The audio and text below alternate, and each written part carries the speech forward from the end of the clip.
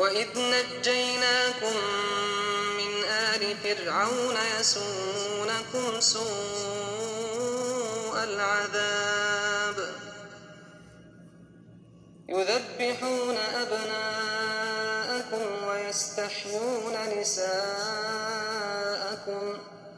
وَفِي ذَلِكُمْ بَلَاءٌ مِّن رَّبِّكُمْ عَظِيمٌ۔ اعوذ باللہ من الشیطان الرجیم۔ سورۃ البقرہ آیت نمبر 49 دیکھتے ہیں۔ وَإِذْ نَجَّيْنَاكُمْ مِنْ آلِ فِرْعَوْنَ يَسُومُونَكُمْ سُوءَ الْعَذَابِ يُذَبِّحُونَ أَبْنَاءَكُمْ وَيَسْتَحْيُونَ نِسَاءَكُمْ وَفِي ذَلِكُمْ بَلَاءٌ مِّن رَّبِّكُمْ عَظِيمٌ۔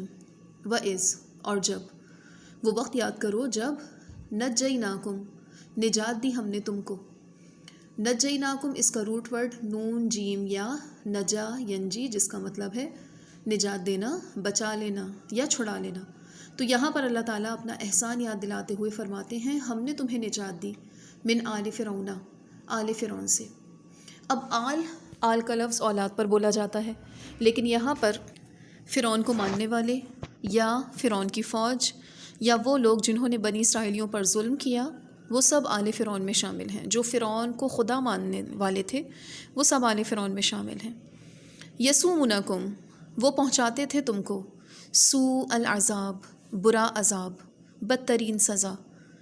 یذبحون، وہ ذبح کرتے تھے ابناءکم، تمہارے بیٹے، ویستحیون، اور وہ زندہ چھوڑ دیتے تھے نساءکم، تمہاری عورتوں کو۔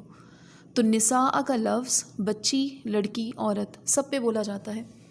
تو عموماً جو پیدا ہونے والی بچی ہوتی تھی اس کو وہ چھوڑ دیتے تھے، اور یہ سزا ان کی ان بچوں کے ساتھ تھی جو لڑکے ہوتے تھے۔ وفی ذالکم، اور اس میں، اس بات میں، بلاء، آزمائش تھی، من ربکم، تمہارے رب کی طرف سے، عظیم، بہت بڑی۔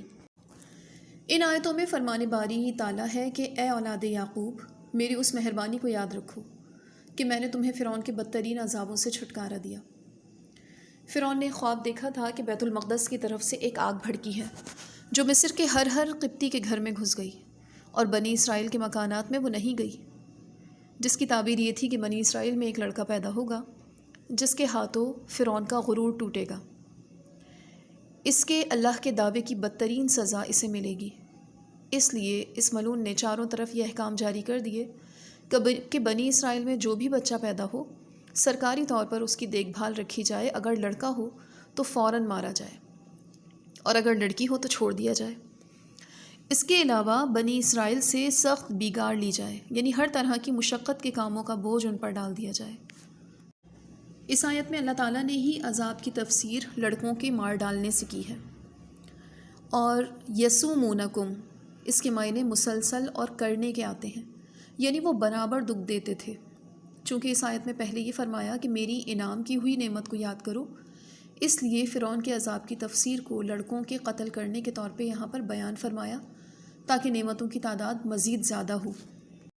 مطلب یہ ہے کہ متفرق عذابوں سے اور بچوں کے قتل ہونے سے تمہیں حضرت موسیٰ کے ہاتھوں ہم نے نجات دلوائی۔ مصر کے جتنے بادشاہ عمالیق وغیرہ کفار میں سے ہوئے تھے، ان سب کو ہی فرعون کہا جاتا تھا، جیسے روم کے کافر بادشاہ کو قیصر، اور فارس کے کافر بادشاہ کو کسریٰ، اسی طرح یمن کے کافر بادشاہ کو تبع، اور حبشہ کے کافر بادشاہ کو نجاشی، اسی طرح ہند کے کافر بادشاہ کو بطلیموس۔ اس فرعون کا نام ولید بن مصعب بن ریان تھا